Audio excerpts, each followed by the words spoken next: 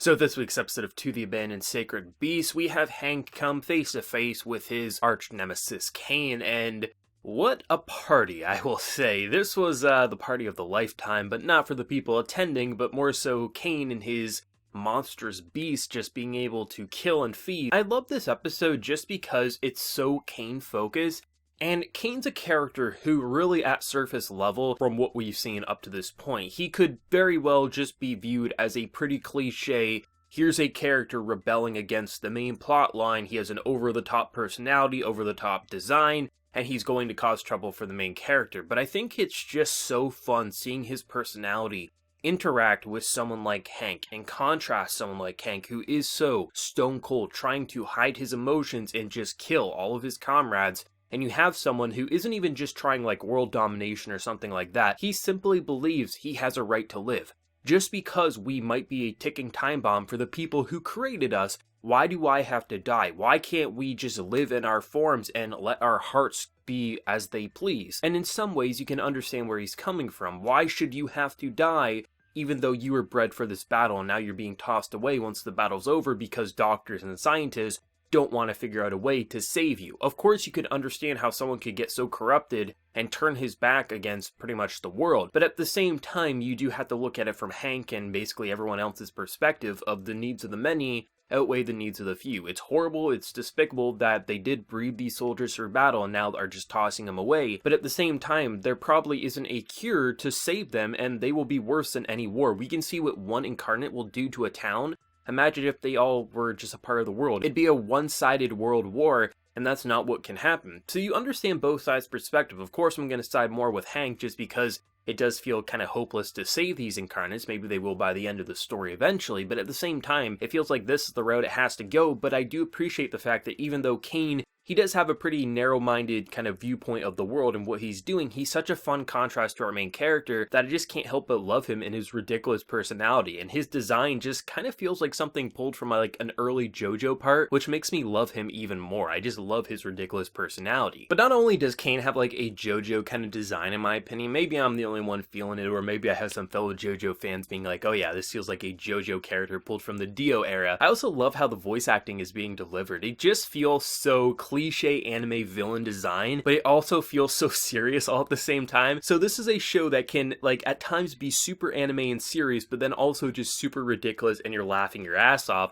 And I kind of love that To the Abandoned Sacred Beast has a balance of being super serious, super anime, but also quite ridiculous depending on the circumstance, and I think it helps give it a very unique charm while not taking away from the serious stuff that truly matters, which I really appreciate, and I'm pretty sure most people who've been tagging along with the journey feel the same way. But this episode was pretty interesting because it really was a mirror to what happened in the first episode. Once again, Hank seemingly losing someone close to him. He first lost his love interest and now he's losing his new companion, and I think that's actually pretty interesting because obviously she's not dead. You can watch the preview, she's getting operated on, she's not going to die there, but that did set Hank over the edge and unleash the true King of Beast form, and you can see the damage he did to the town at the end of the episode after the credits there. It's pretty brutal what he can do. And where could that lead? Because now Hank's alone. Hank hates everything. He could easily cause just as much damage, maybe even more damage than anyone he's killed up to this point. Will he have to be put down? Or will someone like Nancy be able to salvage his heart and be able to put him back down to his normal form? We see sometimes these incarnates can't transform back, and would this be the point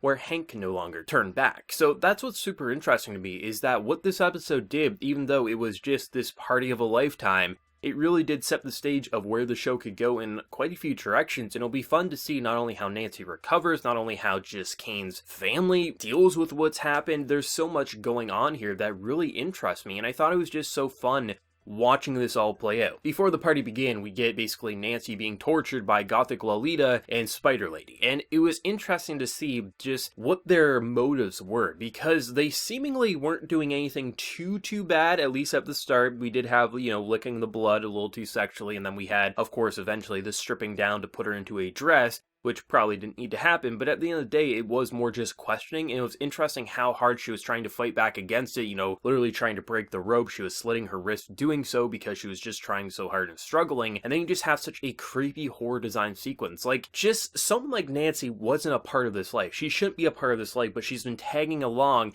and now she's looking up at a giant spider lady, a little girl who's basically looking like a vampire, and what do you do in that situation? I thought it was so fun seeing her just struggle but stay strong all at the same time, trying to act like Hank would never come to her, trying to give Hank the sneak attack so they wouldn't see him coming, but at the same time, they all know who their captain was, and Hank wouldn't abandon some girl, even if he didn't really know her all that well, because he's a good guy at the end of the day, which of course at this point Nancy also knows. So it's interesting how this was all just a plan, lure all the high-ranking powers of this area, bring him to his newfound mansion that he basically got by killing some very wealthy people, and have everyone kind of like rise up being like, remember after the war, you didn't get your money back. Basically, I thought the direction they were going to go was Kane was going to recruit a bunch of high-ranking, powerful people to support the Incarnates, and then maybe it'd be like two sides of the war once again. We'd have the people trying to fight against the Incarnates, and then we'd have basically just normal but rich people who could hire mercenaries, something like that. And Kane's like, no, we're not actually going to do this. Your purpose has kind of served. He was just kind of spouting some bullshit, and now my beast can basically chomp on you, stomp on you, anything they want to do. And it really shows you just the brutality of what these beasts can do. And something I really enjoy about this show is they could have gone one or two ways with the designs of the Incarnates and just the transformations. They could have went very realistic in details, keep all the colors not so bright and vibrant and in your face, or they could have went very colorful and very anime and allow all of them to have their own unique design, not trying to be realistic or anything like that, just trying to make it feel like a really anime designed beast. And I'm glad they went with the second route, because it allows for us to really see the difference, not only just size and just power, but also design for all these beasts. We had, a dozen basically monsters in this one area, and they all felt different. They all felt menacing, but they also felt anime, and you just felt a different of status, power, and just size. And I love the way they detailed them, and especially the way they were fighting them. The fight animation in this episode was actually pretty fun. It wasn't super detailed, it was very loose, allowing for a lot of movements that didn't feel too human, but watching Hank basically backflip around, or just watching these characters who had gear that honestly reminded me of something pulled from the Attack on Titan universe, where they had like these gas-propelled suits that would allow them to skate around. They had guns, flamethrowers. It was both ridiculous, but it was also sort of badass to see how they designed this gear specifically designed to kill Incarnates and things like that. And you can actually see how powerful they were and how it was actually interesting. I thought maybe they would get killed, Hank would have to protect them, something like that, and Hank did have to protect some. But at the end of the day, they actually felt like competent soldiers. They could actually do something. They had weapons designed for pretty much any type of beast they had to fight, whether it be flamethrowers, machine guns, basically grappling hooks. They had pretty much everything in their suits, and the mobility added to a really interesting flair to this battle that we haven't seen up to this point, because it's pretty much just been Hank using his beast form or sometimes his lance, jumping around, doing some cool acrobatics. But this episode, we have actual soldiers who are designed and just determined to kill these beasts in super clever ways, so I actually thought the creativity in this fight was actually probably some of the best we've seen. But that shot when it basically Hank throws the javelin into his face, it blows up. Of course, he's a vampire. He's not gonna die, but that was like one of the coolest shots I've ever seen in this show. Of course, people are gonna be like, oh man, we finally killed him. He only has his bottom half of his body. Of course, the viewer is like, nah, this is a vampire. He's not going out that easy, but it was still fun nonetheless. This episode just kind of had a little bit of everything that I think this show has presented up to this point. We got the monsters, we got the action, we got the drama, we got the villain and main plot line, but we also have the reminder that anytime one of these people transform, it could be their last. And I think it feels like it's impossible for this to be the last time Hank can transform back to being human, because he's the main character. I don't think he's going out just yet. I feel like if Hank's going to die, it's going to be at the end of the story, potentially killed by Nancy, something like that. Or they might find a cure. That's also a possibility. But it's going to be interesting, because if he does anything similar to the people he's killed up to this point, what will he say when he comes back to being human? Because for Nancy, she keeps saying that not everyone might have to be killed, because there's going to be some people who might be able to be like you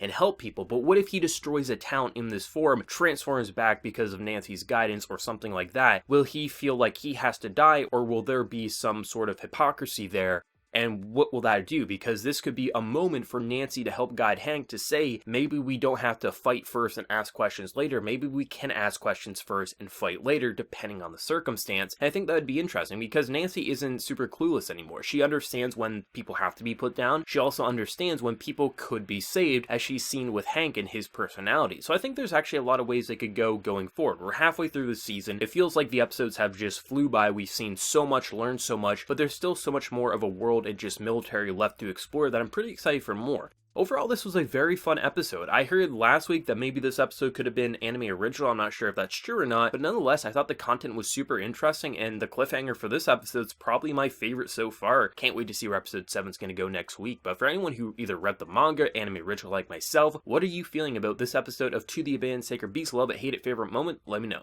Be sure to like the video if you did enjoy, and also hit that subscribe button if you happen to be new. So until next time, everyone, please take care and have a good one.